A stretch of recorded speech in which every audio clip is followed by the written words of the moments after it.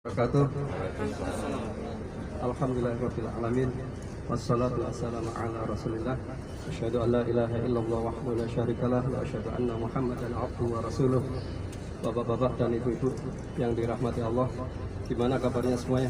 Alhamdulillah sehat. Ya, mudah-mudahan semuanya diberikan kesehatan dan yang sakit semoga disembuhkan.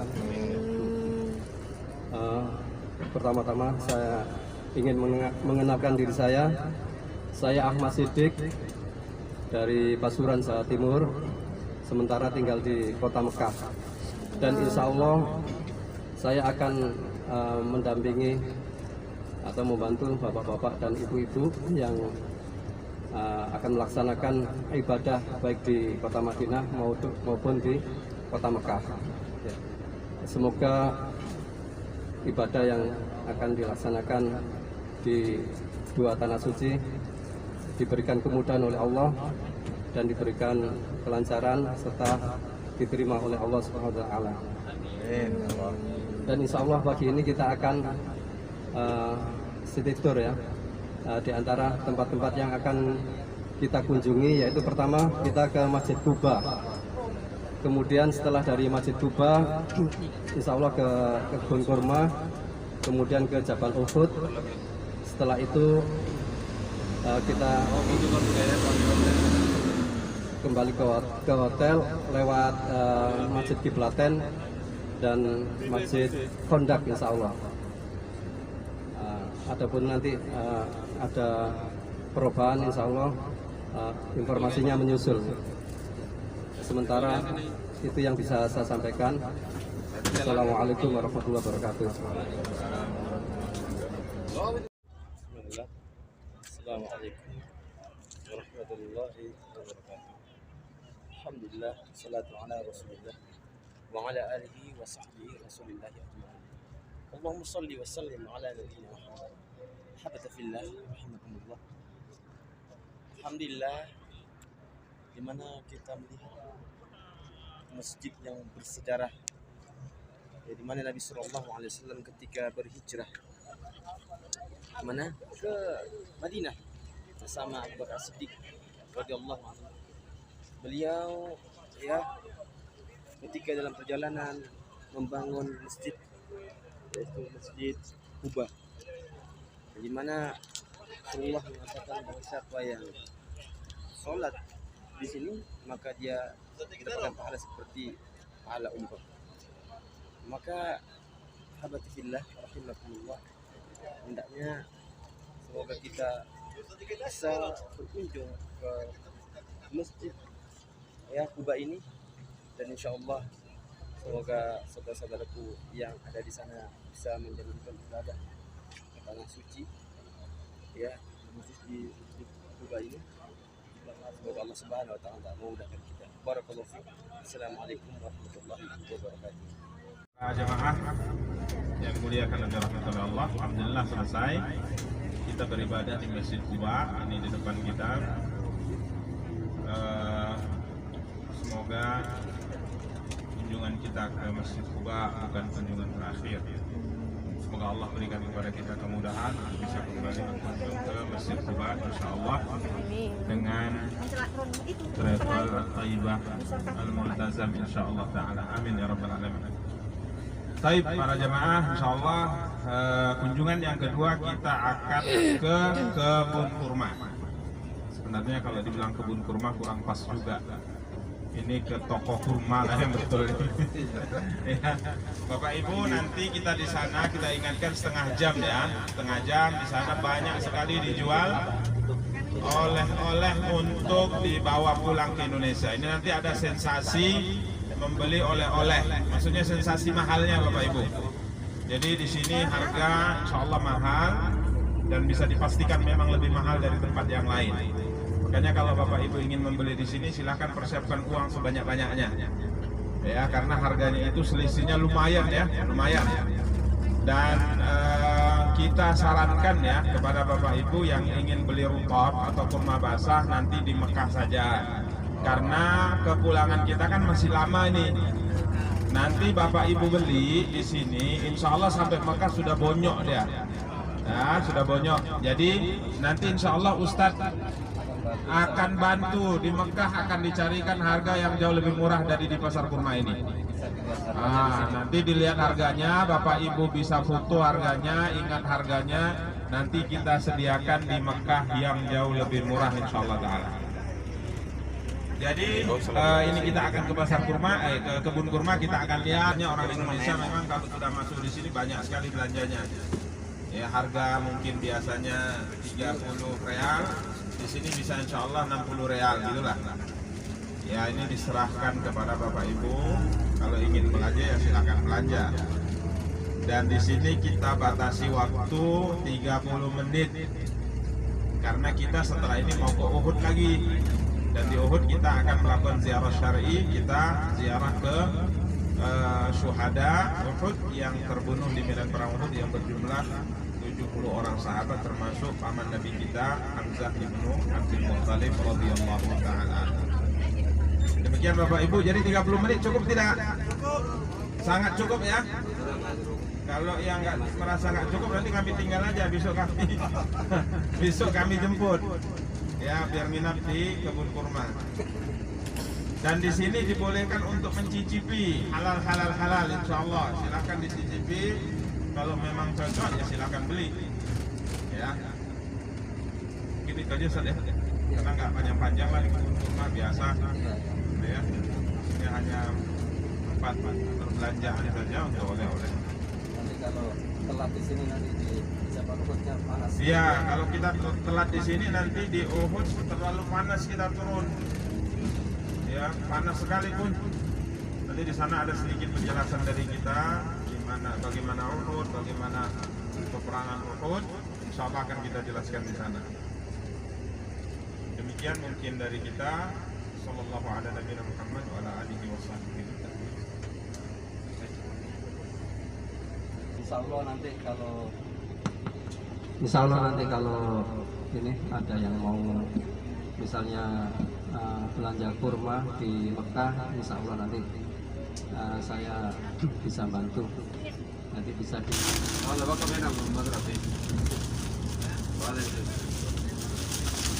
Minta maaf lupa.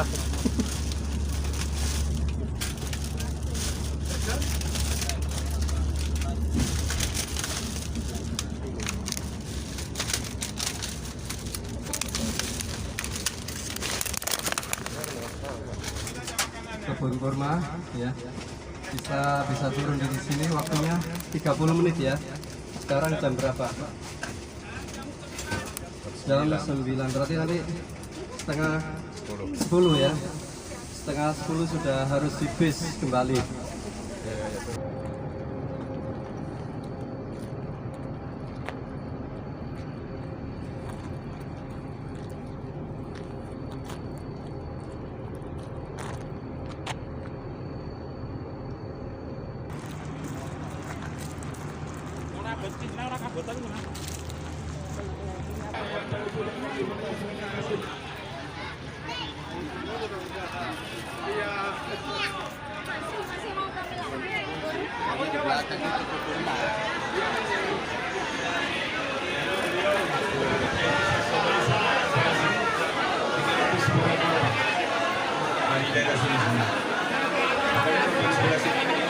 Dimanapun setiap kita gunakan pasti tanya kalau saya setiap kapan di sini. Selamat datang. Ini bersama sini keluarga sini.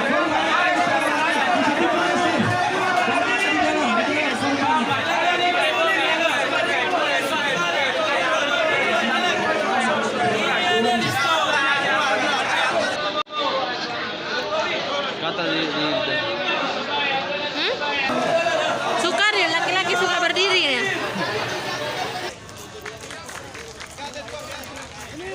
Korbannya apa ini? Kena ini. Barat 100.000. Berapa cepat? Tahu nggak suka beli 5.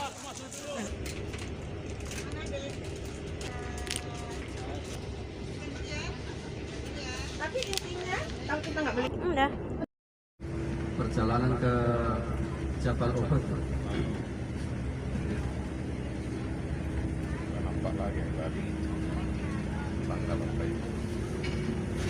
Jadi kita insya Allah akan menyaksikan seperti apa Gunung Uhud atau Jabal Uhud adalah gunung yang mencintai kita dan kita mencintai Gunung Uhud. Biasanya di Masjidil Haram, baik di Madinah maupun di Mekah, setiap selesai sholat 5 waktu selalu ada sholat mayit ya, sholat mayit. Dan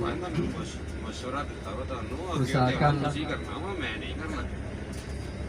untuk sholat jenazah kita selalu mengikuti, karena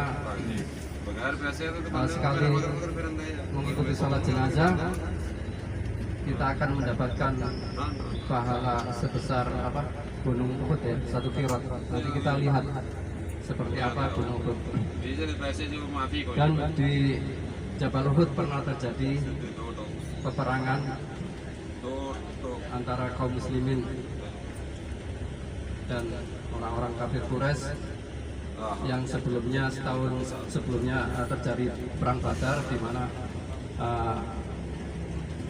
tokoh-tokoh kaum Quraisy banyak yang terbunuh, sehingga orang-orang kafir Quraisy balas dendam setahun kemudian setelah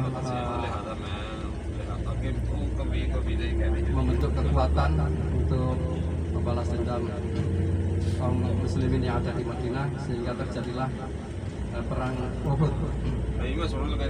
Dan insya Allah nanti untuk penjelasan perang Uhud akan disampaikan oleh Ustadz kita, Ustadz Nuruddin yang kita cintai.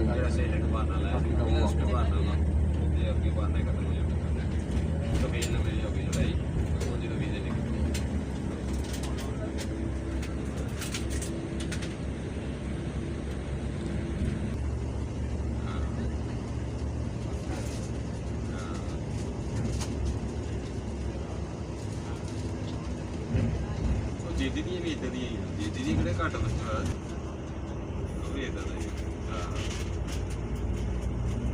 ਉਹਦੇ ਵੀ ਨਾਸਾ ਇਦਾਂ ਜਾਂ ਜਿਹੜੇ ਉੱਪਰਲੇ ਚੰਨੇ ਪਿੱਛੇ ਨੂੰ ਵਧੇ ਆ ਅਗਲੀ ਹੱਡੀ ਜਿਹੜੀ ਬਾਹਰ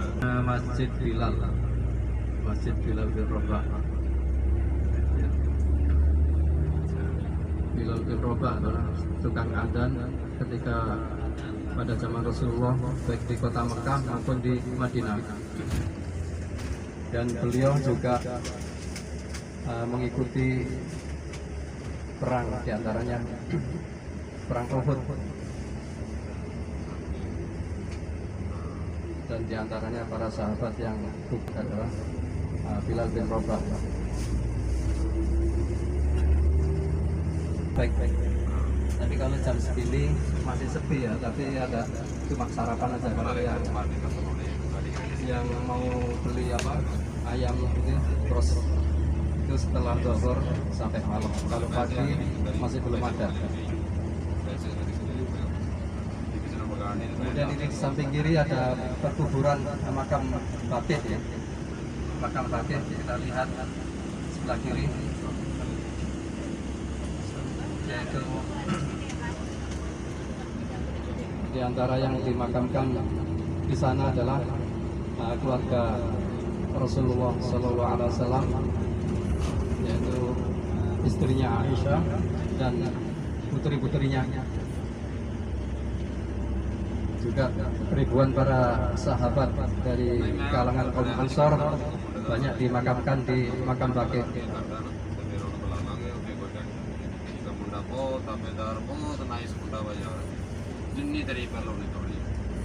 Penyeberangan yang bukan ke atas ya, yang ke bawah. Ada tempat penyeberangan ke bawah, itu di seberang ada pasar, namanya Pasar Bangladesh terkenalnya. Nah, di sana murah-murah ya, kalau mau belanja seperti pakaian atau sajadah dan yang lainnya, itu lebih murah di Pasar Bangladesh. Di dibanding dengan di tempat-tempat yang dekat, toko-toko dekat Masjidil Haram. Masya Allah takut.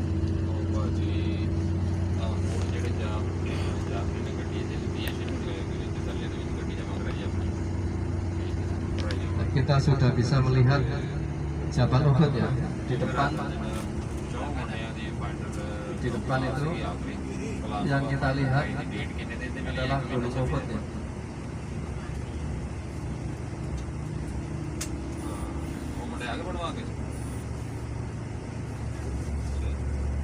Jadi kalau kita mengikuti sholat mayit atau sholat jenazah, maka akan mendapatkan pahala 1 kirot ya.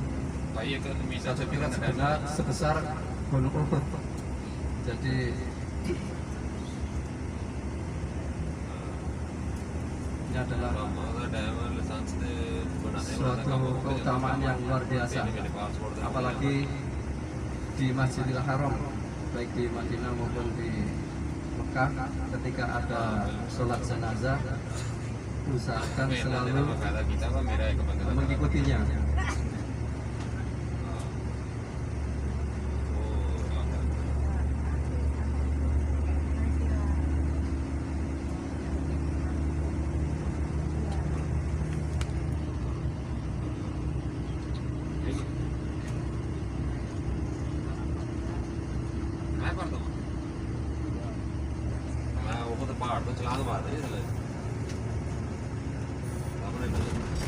Ya, kita sudah bisa melihat Gunung Uhud lebih dekat.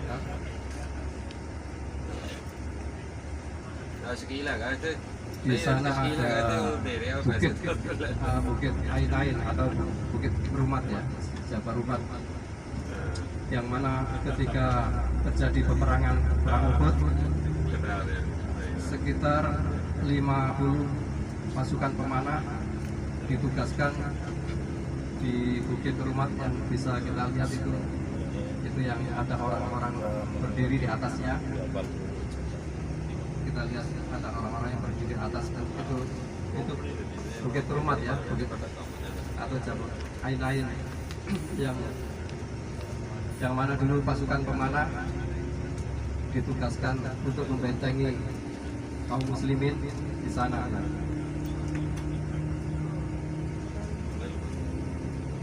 Yang mana pasukan pemanah diperintahkan untuk tetap di tempatnya walaupun keadaan bagaimanapun. Sebelum ada komando dari Rasulullah, jangan turun. Yang tadinya kaum muslimin sudah mengalami kemenangan, karena kelengahan dari beberapa pasukan pemanah yang tidak mengikuti perintah supaya tidak turun,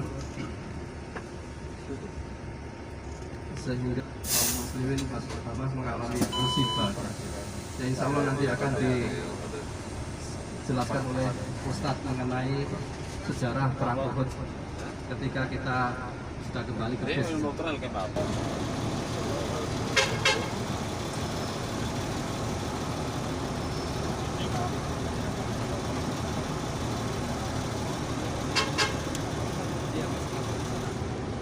Yang ada orang berdiri di atas itu namanya Bukit Ain. Kita jelaskan atas. Lebih apa? Panji perang di tangan Ustaz. Kita juga perang ini melawan panas.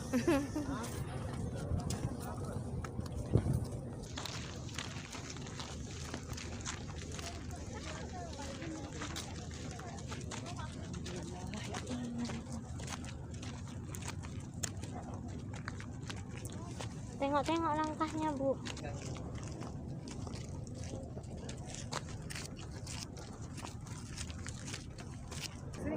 Gambar. Alhamdulillah. Langsung berbaris. Sebelum saya jelaskan, coba perhatikan sekeliling kita. lihat di ujung di sana nampak menara Masjid Nabawi? Nampak. Di sanalah posisi negeri Islam dipimpin oleh Nabi kita yang mulia sallallahu alaihi wasallam. Ini gunung Uhud. ya, ini gunung Uhud. Kemudian sebelah sana ini arah Mekah. Jadi pasukan musyrikin itu datang dari arah sini dan berkemah di sana. Paham? Baik. Udah nampak ya? Yang kita saat ini di atasnya namanya dulu dikenal dengan Jabal Ainain. Sekarang setelah terjadi perang Uhud, akhirnya dinamakan atau dikenal dengan nama Jabal Rumat. Jabal Ainain Duduk sini. sekarang Ya, tak kawan ini, tak kawan. karena disinilah pasukan panah 50 orang sahabat diperintahkan Nabi SAW untuk bersiaga di atasnya. Baik, kita mulai. Bismillah, wassalatu wassalamu ala rasulillah wa ala alihi wa sahbihi wa mawalah ma ba'du. Para jemaah yang dimuliakan dan dirahmati oleh Allah tabaraka wa ta'ala, perang Uhud terjadi pada tahun 3 Hijriah. 1 tahun setelah terjadinya perang Badar. Jadi perang Badar terjadi pada tanggal 17 Ramadan tahun kedua Hijriah, sedangkan perang Uhud terjadi pada bulan Syawal tahun 3 Hijriah. Tepat satu tahun lewat 1 bulan kurang lebih. Perang ini merupakan kelanjutan daripada perang Badar, karena sebagaimana kita ketahui perang Badar terjadi dan kaum muslimin diberikan oleh Allah kemenangan secara mutlak. Orang-orang kafir terbunuh sebanyak 70 orang dan yang tertawan 70 orang juga. Bahkan mayoritas yang terbunuh 70 orang itu mayoritasnya adalah tokoh dan pembesar-pembesar mereka. Termasuk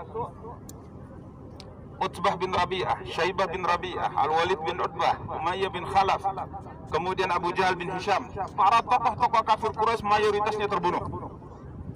Sehingga para tokoh yang masih tersisa hidup di kota Mekah saat itu yang masih musyrikin berniat kuat untuk melakukan perang memerangi Nabi dan kaum muslimin, karena pertama sebabnya adalah balas dendam. Yang kedua, mereka ingin mengembalikan pamor mereka di Jazirah Arab, karena itu adalah kekalahan pertama yang mereka rasakan dan mereka hadapi, sehingga mereka ingin mengembalikan pamor nama mereka di Jazirah Arab, karena memang orang Quraisy adalah kabilah yang paling disegani oleh semua kabilah yang ada di Jazirah Arab. Namun mereka bisa dikalahkan oleh Nabi dan kaum muslimin. Yang ketiga sebabnya adalah Madinah merupakan jalur perdagangan mereka ke Syam. Sekarang Yordania, Suriah, Palestina. Jadi setiap musim panas mereka melakukan perjalanan dagang dari Makkah Al-Mukarramah menuju Syam, dan setelah Nabi kuat di Madinah ini jalur dagang mereka terganggu. Karena 3 sebab ini mereka sepakat untuk melakukan perang penentu untuk memerangi Nabi dan kaum muslimin, dan mereka berusaha menyatukan sebuah pasukan besar dan berhasil mengumpulkan 3.000 pasukan perang. Bahkan semua hasil daripada hasil keuntungan perdagangan mereka infakkan, bahasa kita. Mereka gunakan untuk membiayai perang besar ini. Akhirnya mereka bergerak dari kota Makkah Al-Mukarramah menuju Madinah demi untuk menghabisi Nabi dan kaum muslimin. Tatkala Nabi SAW mendengar informasi ini, maka beliau alaihi salatu wassalam bermusyawarah dengan para sahabat di Masjid Nabawi. Beliau bermusyawarah, minta pendapat kepada mayoritas para sahabat. Apa yang akan kita lakukan? Apakah kita bertahan di Madinah karena jumlah pasukannya sangat besar? Jumlah pasukannya 3.000. Apakah kita bertahan di Madinah dan melakukan perang kota sehingga kita menanti mereka masuk ke Madinah dan berperang di ganggang sempit kota Madinah, dan para wanita melempari pasukan musuh ini dari atas rumah-rumah dengan batu-batu? Atau kita keluar dari Madinah menyambut mereka di luar Madinah, perang terbuka? Kala itu Nabi SAW sendiri lebih condong dengan pendapat bertahan di Madinah dan melakukan perang kota. Akan tapi sahabat-sahabat muda yang darahnya masih panas, apalagi sahabat yang tidak ikut di perang Badar, mereka ingin melakukan perang terbuka. Sehingga akhirnya diputuskanlah sebuah keputusan, kita keluar dari Madinah menyambut kedatangan pasukan yang akan menyerang kita. Maka keluarlah Nabi SAW dari Madinah dengan 1.000 pasukan. 1.000 pasukan. Namun di tengah jalan para jamaah, orang munafik keluar dari barisan ini. Tokoh munafik yang namanya Abdullah bin Ubay bin Salul. membawa teman-temannya sebanyak 300 orang meninggalkan Nabi dan kaum muslimin dengan alasan bahwa kami atau saya Abdullah bin Ubay bin Salul kasih masukan perang kota, akan tapi Muhammad tidak mengindahkan usulan saya. Padahal saya tokoh, saya orang besar. Padahal sebenarnya dia memilih perang di kota supaya tidak ketahuan kalau dia tidak ikut perang. Akhirnya dari 1000 pasukan kaum muslimin keluar dari barisan 300. Berarti tinggal berapa? Tinggal 700. Maka Nabi melanjutkan perjalanan sampai ke Uhud ini dan beliau bermarkas di arah sana yang saya tunjuk dengan jari saya. Beliau bermarkas di sana. Kenapa beliau mengambil posisi ini? Karena jika terjadi sesuatu nanti dengan jumlah pasukan 3000 yang bermarkas di sana yang datang dari kota Mekah dengan pasukan Nabi yang hanya 700 orang, kalau terjadi sesuatu dari segi perbandingan, kalau terjadi kekalahan, maka Nabi bisa menyelamatkan diri naik ke gunung Uhud. Ini strategi Nabi Shallallahu Alaihi Wasallam. Kemudian Nabi kita yang mulia Shallallahu Alaihi Wasallam, beliau menunjuk 50 orang sahabat ahli memanah untuk naik ke atas bukit yang saat ini kita di atasnya. Tujuannya apa? Perang terjadi tepat ke arah yang saya tunjuk. Ya, ini perangnya di sana. Nabi SAW perintahkan 50 sahabat ahli manah supaya pasukan berkuda Quraisy itu tidak bisa muter balik dari arah belakang dan menyerang kaum muslimin dari arah belakang. Lihat posisi jalan yang ada di sebelah kanan, kemudian belakang kita. Kalau seandainya pasukan ini tidak disiapkan di sini, maka pasukan berkuda ini bisa balik dari sana. Ya, dan menyerang Nabi dan kaum muslimin dari arah belakang, sehingga Nabi menghadapi pasukan dari depan dan pasukan dari belakang. Maka Nabi berpesan kepada 50 pemanah handal para sahabat, jangan kalian tinggalkan pos kalian di atas gunung itu apapun yang terjadi, kata Rasulullah. Sekalipun kalian lihat bahwa jasad-jasad kami telah dimakan oleh burung-burung, tetap kalian berada di atas itu sampai datang perintah saya, karena ini vital. Posisi ini vital. Kalau pasukan berkuda tidak ditahan untuk menyerang dari belakang, maka kaum muslim pasti akan terjepit. Maka Nabi berpesan, jangan tinggalkan pos itu apapun terjadi. Baik kami menang maupun kalah, tetap di atas sampai datang perintah dari kami.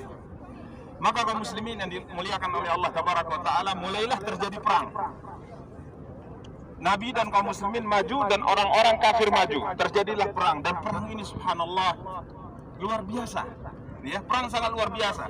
Maka di putaran pertama di perang ini hampir bisa dipastikan sejarah tahun yang lalu 17 Ramadan tahun 2 Hijriah, kemenangan kaum muslimin di perang Badar akan kembali terulang. Karena tidak ada seorang pun yang berani memegang panji perang mereka kecuali pasti terbunuh di tangan kaum muslimin. Diawali dari Talha bin Abi Talha al-Abdari, seorang dari Bani Abdiddar. Beliau pegang panji perang ini. Bahkan dia dikenal sebagai seorang pemberani, dan tatkala maju tidak ada ragu kaum muslimin untuk melawan dia karena kehebatannya, karena keberanian.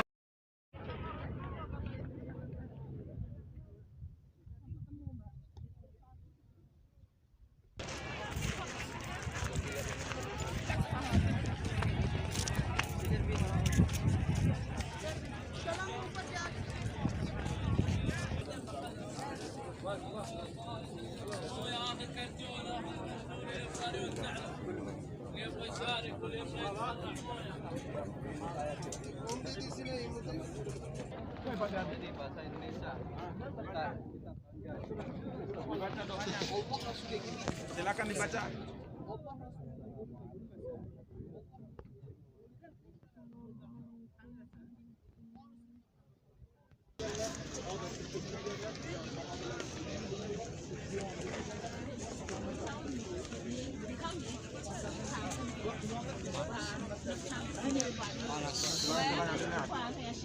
Nggak ada tandanya lagi karena sudah terlalu lama. Memang untuk kuburan itu yang terpenting sebenarnya doa. Iya. Bahkan Nabi Shallallahu Alaihi Wasallam secara khusus sebenarnya melarang kita umat Islam membangun kuburan. Nggak boleh, Pak.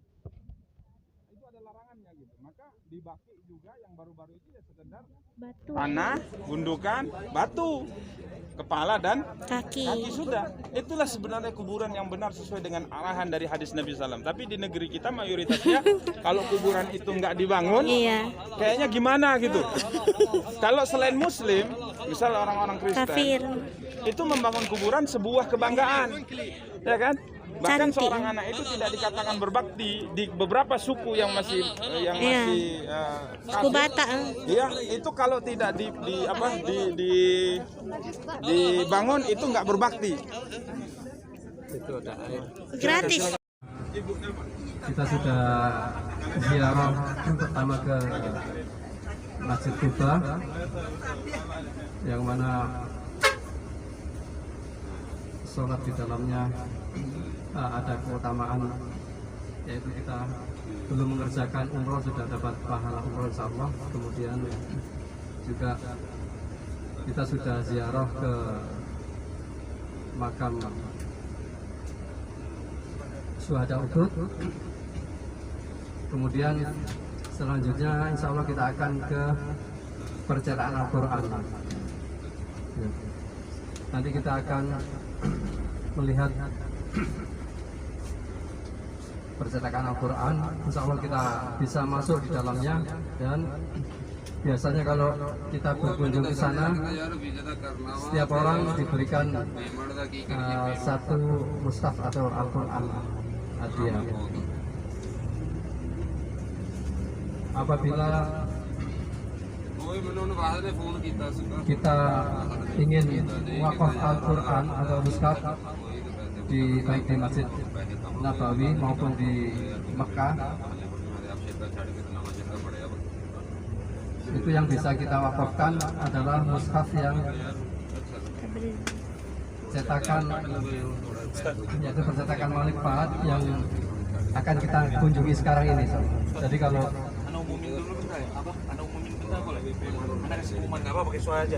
Bapak Ibu, mudah Bapak. Al-Quran memang nggak ada di agenda ya. Nah, tadi saya nego sama supirnya, alhamdulillah supirnya mau, tapi ini tambahan uang tip 100 real. Dan insya Allah kita akan ke sana dan nggak ada ruginya. Nanti kita di sana insya Allah juga akan dapat hadiah masing-masing. Biasanya yang berkunjung dikasih satu mushaf Al-Quran, yang kalau kita beli biasanya sekitar 40 real. Ya kita ngasih tip berapa, 3 real dapat 40 real. Masya Allah, ini bati berarti. Dari percetakan Malik Fahad atau percetakan yang akan kita kunjungi. Jadi kalau kita misalnya beli mushaf, kemudian kita taruh di masjid untuk wakaf, itu jangan yang ini ya, jangan yang selain percetakan Malik Fahad atau memang kalau percetakan selain Malik Fahad harganya lebih murah, ada yang 20 real, ada yang 25 real, tapi ketika kita masukkan buat wakaf di masjid, nantinya akan disortir, dikeluarkan lagi. Tapi kalau yang dari percetakan Malik Fahad, kalau kita wakafkan, insya Allah tidak dikeluarkan ya, bisa dibaca oleh orang-orang yang berkunjung ke masjid, insya Allah menjadi amal jariah juga insya Allah.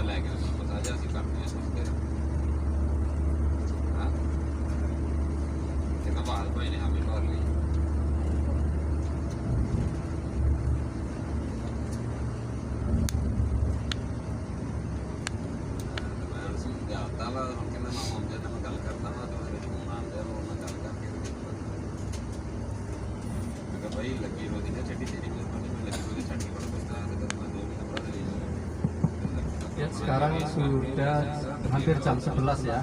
Jadi nanti ketika sampai di percetakan kita langsung masuk. Kemudian setelah kita melihat di dalamnya secukupnya, kemudian kita keluar langsung kembali ke bis. Kemudian insya Allah kembali ke hotel agar kita bisa mengikuti sholat berjamaah zuhur di Masjid Nabawi.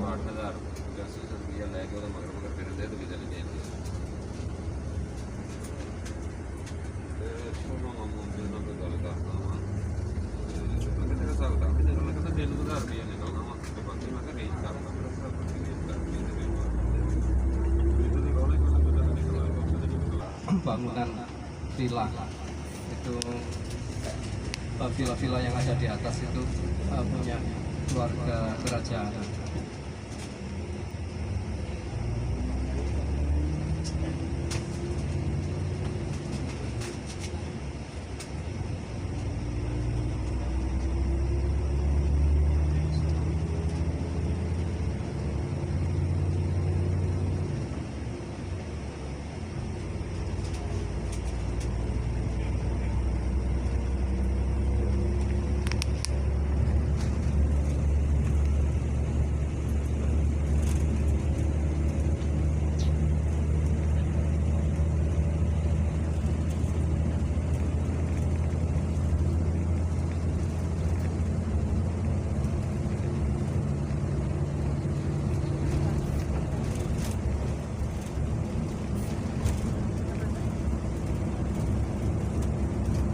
Dina. Berarti yang sekarang ini Tanah halal. sudah di luar tanah haram, tanah halal. Ada yang nggak pakai jilbab ini, iya Pak. Tanah halal. Ini tidak hanya mencetak Al-Quran dalam bahasa Arab, tapi ada juga terjemahan dari berbagai bahasa negara-negara lain. Itu sekitar ada kurang lebih 70 terjemahan bahasa asing. Jadi Al-Quran dicetak, diterjemahkan dalam bahasa selain bahasa Arab, bahasa asing sekitar ada 70 lebih. Ini sebelah kanan ini ya, percetakannya sebelah kanan kita lihat.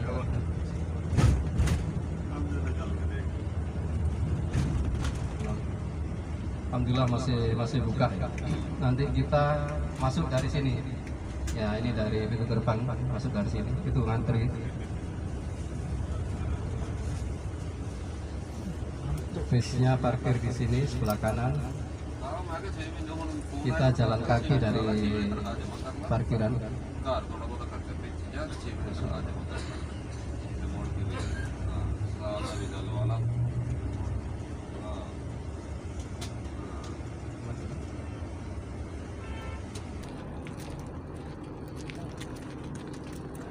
Sekarang kita akan menuju ke percetakan Mushaf Al-Quran.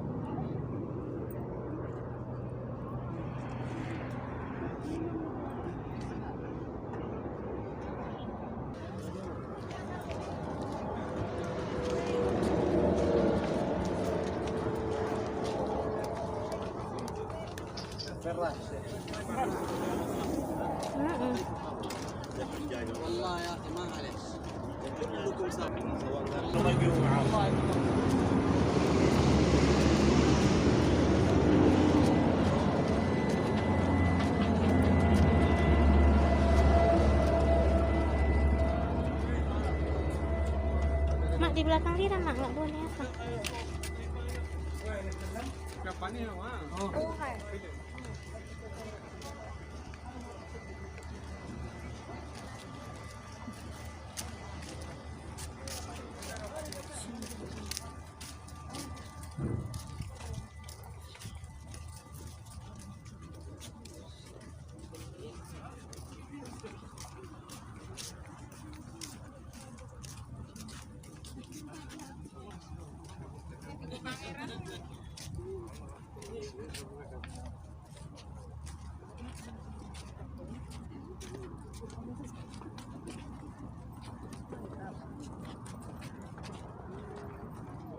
Tunggu mak, pelan mak, pelan.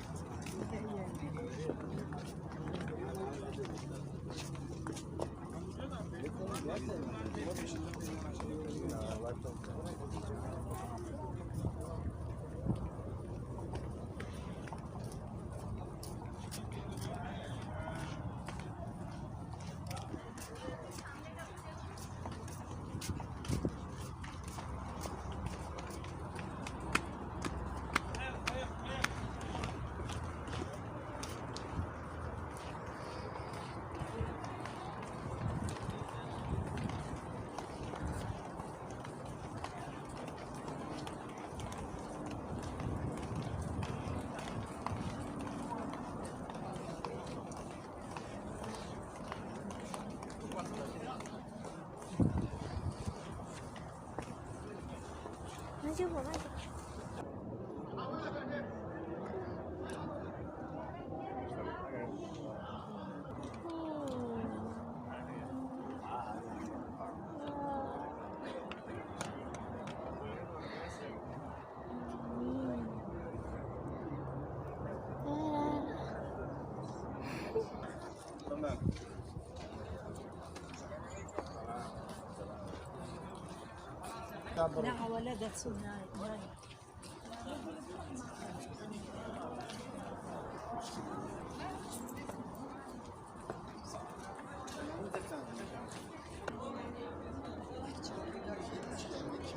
Kita akan memasuki gedung percetakan mushaf Al-Quran.